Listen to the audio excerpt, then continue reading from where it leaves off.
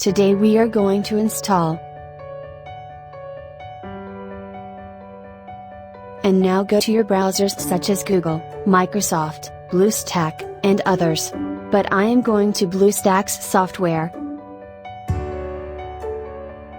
Do a little wait.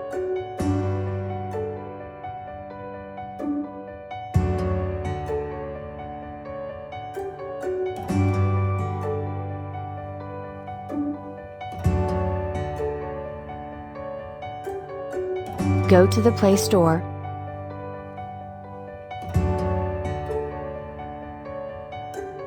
Find out the name of the software, find here.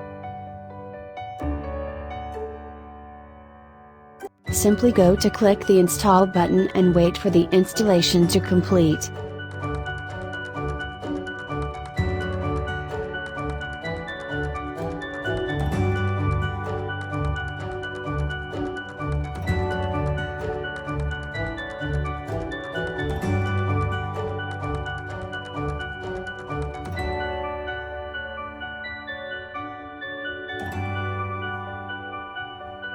Now click open this file.